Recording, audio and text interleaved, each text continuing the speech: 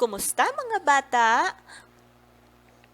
Halina't ating simulan ang aralin sa araw na ito, ang pagsulat ng parirala at pangungusap, na may layuning maunawaan ang kahulugan ng parirala at pangungusap, makilala ang bahagi ng parirala at pangungusap, at matukoy ang mga halimbawa ng parirala at pangungusap.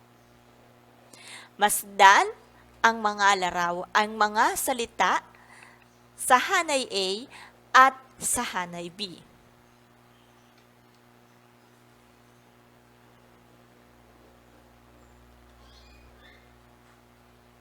Basahin nga natin ang mga salita sa hanay A. 6 na taon, nag-aaral ng mabuti, sina nanay at tatay, sa loob ng paaralan, mga tanim na puno. Ang nasa hanay B naman, ako ay nasa unang baitang. Pilipinas ang bansa ko. Nag-aaral kami sa bahay. Sumakay sa kotse si Arnold. Ang mga aso ay naglalaro sa damuhan.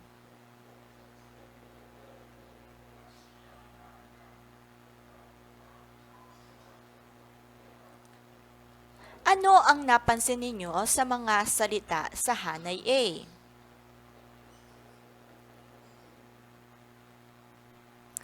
Ano naman ang napansin ninyo sa mga salita sa hanay B?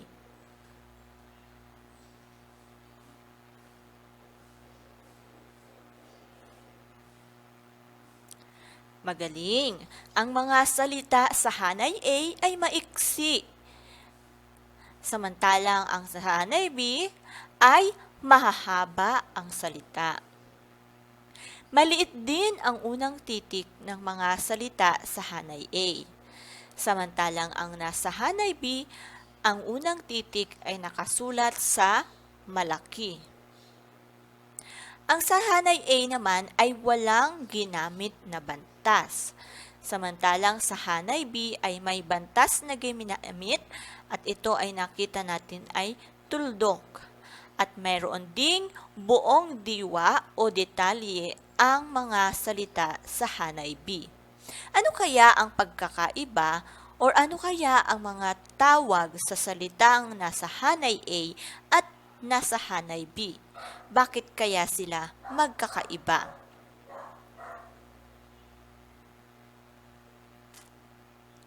Mayroon tayong mga lipo ng mga salita na nagsasabi ng buong diwa.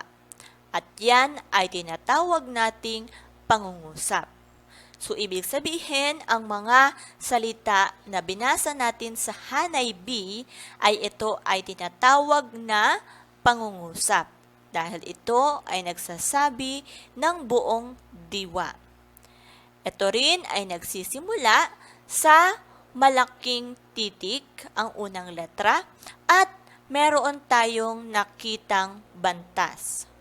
Tandaan, ang pangungusap ay nagsasabi ng buong diwa, nagsisimula sa malaking titik ang unang letra, at may bantas na makikita sa dulo.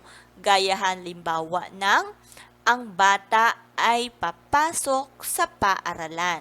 So, ang unang titik A ay malaki at meron tayong bantas na tuldok. Ang mga lipo naman ng salita na hindi buo ang diwa ay tinatawag nating parirala. Ito yung mga binasa natin sa hanay A. Ito ay maaaring simuno lang o kaya naman panaguri lang. Gaya ng sa paligid ng bahay. Sina Ana at Berto naglinis ng bahay. So, tingnan ninyo, ang unahang titik ay maliit lamang. Wala rin tayong nakikitang bantas dito sa dulo. Kasi siya ay isang parirala at hindi rin buo ang kanyang diwa. Wala siyang kumpletong sinasabi. Okay, yan po ang pagkakaiba ng parirala at ng pangungusap. Tingnan nga natin kung inyong malalaman o matutukoy ano ang parirala at pangungusap. Number 1, isang araw. O PA daw po ang isusulat kung siya ay parirala, PS kung siya naman ay pangungusap.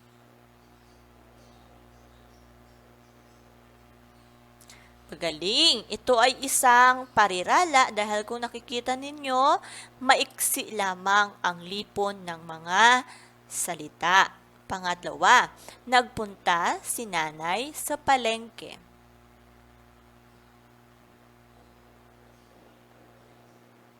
Magaling! Ito ay isang pangungusap dahil siya ay may mahabang lipon ng mga salita. At bukod dyan, ito ay nagsisimula sa malaking titik at meron din tayong nakitang bantas sa dulo. Pangatlo, dala ang basket.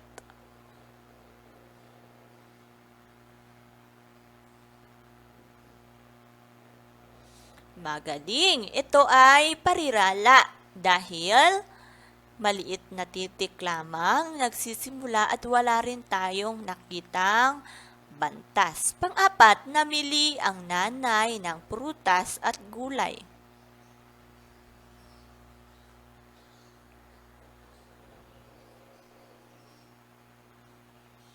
Tama, yan ay isang pangungusap dahil siya ay may buong diwa. At panglima, masakaya kami sa pag-uwi ni nanay.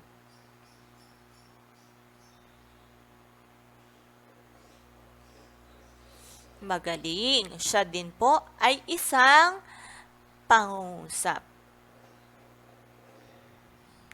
Paano naman natin masasabing buo ang diwa ng isang pangungusap?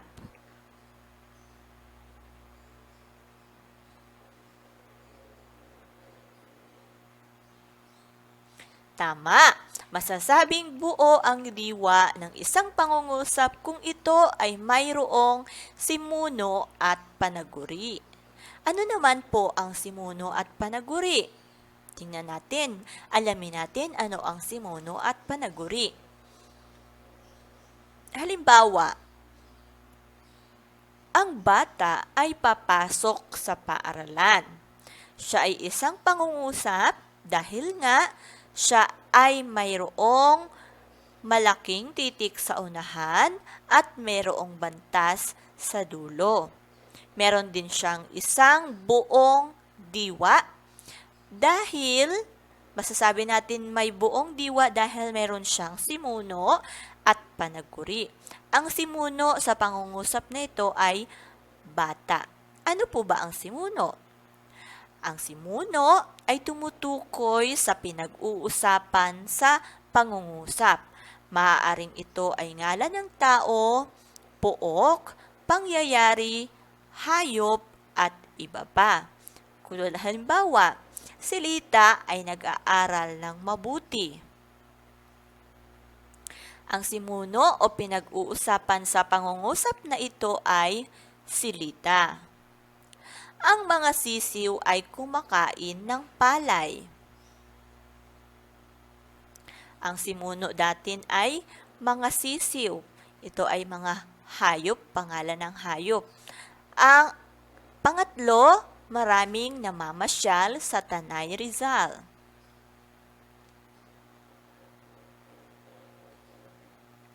Okay, so ang ating simuno ay Tanay Rizal. So yan po ang ating pinag-uusapan sa pangungusap na iyan. Masdan ninyo ang pangalang Tanay Rizal. Siya ay nakasulat sa malaking titik dahil siya ay pangalang pantangi ng isang lugar. Paano naman po malalaman ang panaguri sa pangungusap?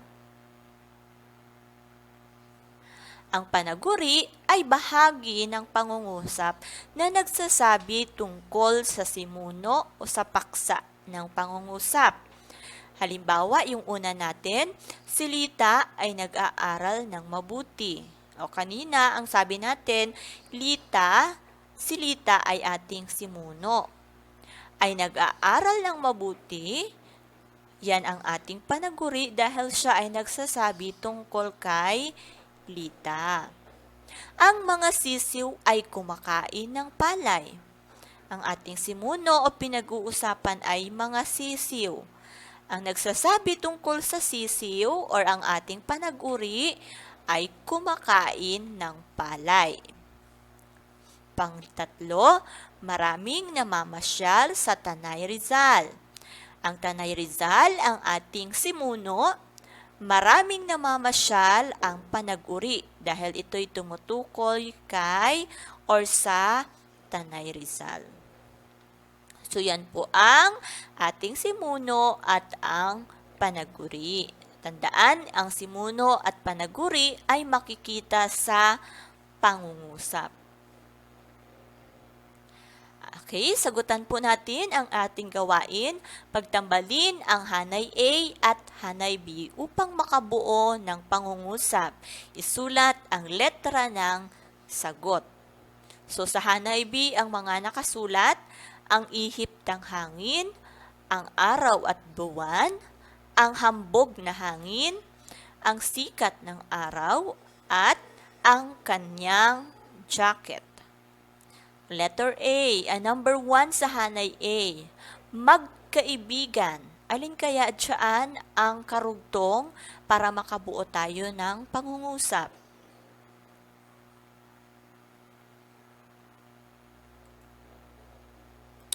Magaling, magkaibigan ang araw at buwan. Pangalawa, matindi.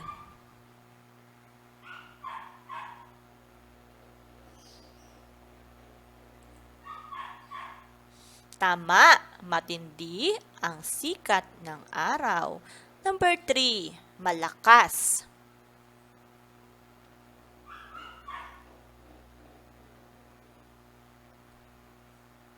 Malakas ang ihip ng hangin. At number 4, hinubad ng mama.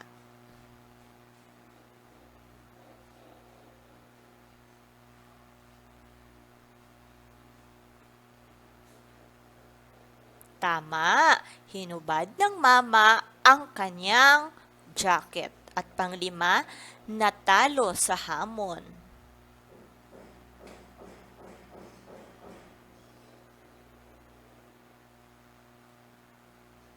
Natalo sa hamon ang hambog na hangin.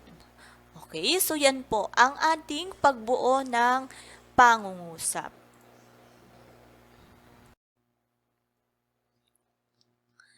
Ngayon naman ay ating isulat ang titik S kung ang nakasalungguhit na salita ay simuno at P naman kung ang nakasalungguhit ay panaguri. Number 1, magalang ang bata. Ang may salungguhit, ang bata. Simuno ba yan? S o P, panaguri?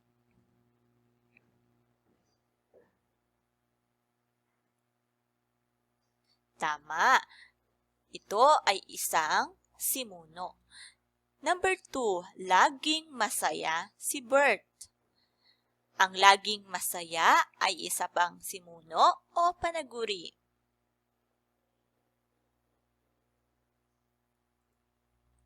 Tama. Siya ay isang panaguri. Sumikat na ang araw. Ang araw ay simuno dahil siya ang ating pinag-uusapan. Sa pang-apat, si Ed ay masipag mag-aral. Ang masipag mag-aral ay panag-uri o simuno?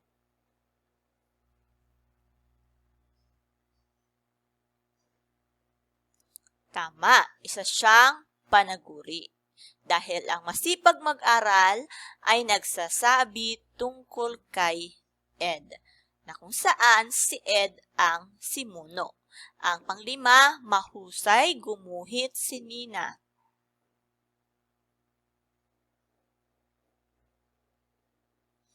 Okay, so ito rin ay isang panaguri. Nina o si Nina, siya ang ating simuno. Ano ang ating pinag-aralan ngayon?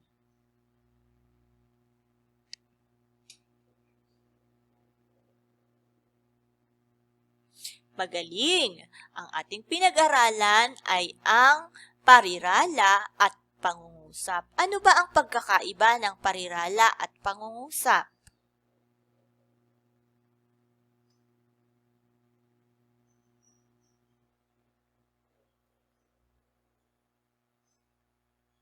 Tama! Ang parirala ay lipon ng mga salita na hindi buo ang diwa. Samantalang ang pangungusap ay lipon ng mga salita na may buong diwa. Bukod dyan, ang parirala ay nagsisimula sa maliit na titik at walang bantas, samantalang ang pangungusap ay nagsisimula sa malaking titik at may bantas na ginagamit. Ano naman ang simuno at panaguri?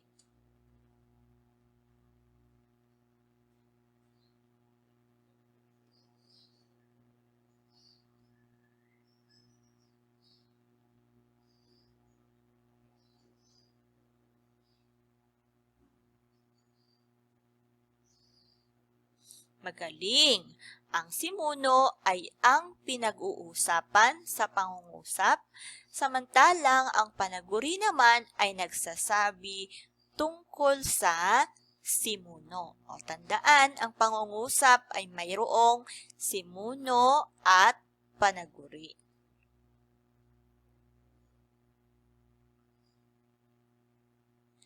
Atin ngang basahin ang mga pangungusap, ikahon ang simuno at sa lungguhitan naman ang panaguri. Una, si Troy ay nadulas sa loob ng palikuran.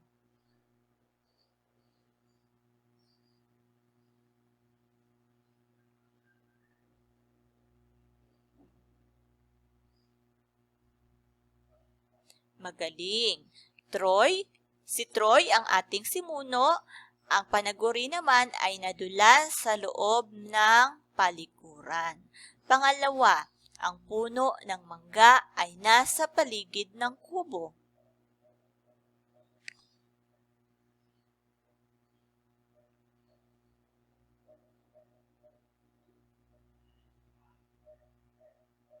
Mahusay! Ang ating simuno o pinag-uusapan ay puno ng mangga. Ang panaguri naman nasa paligid ng kubo. Pangatlo, naglalaro sa parke ang mga mag-aaral.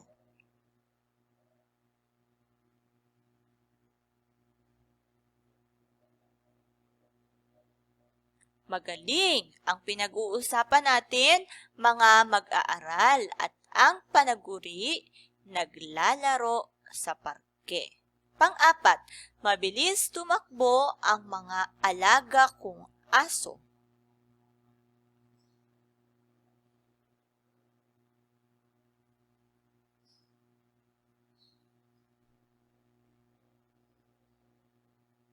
Mahusay!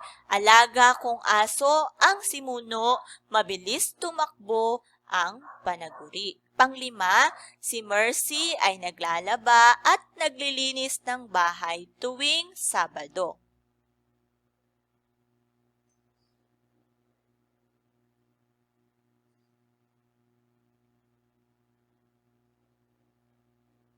Okay, si Mercy ang simuno o pinag-uusapan ay naglalaba at naglilinis ng bahay tuwing Sabado, yan ang panaguri dahil ito ay nagsasabi tungkol kay Mercy.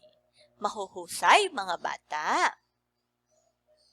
Ngayon ay punan ng wastong salita ang bawat patlang upang mabuo ang diwa ng pangungusap. Una, ang pangalan ko ay blank.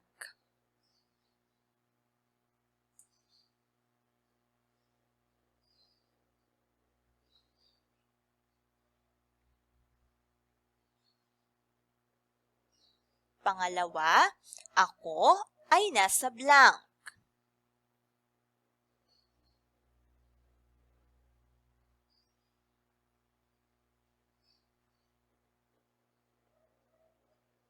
Pangatlo, blank ang nagtuturo sa akin.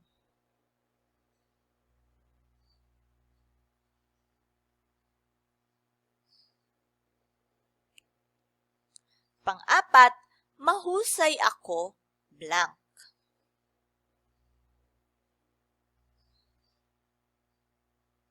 At panglima, kalaro ko, palagi, blank.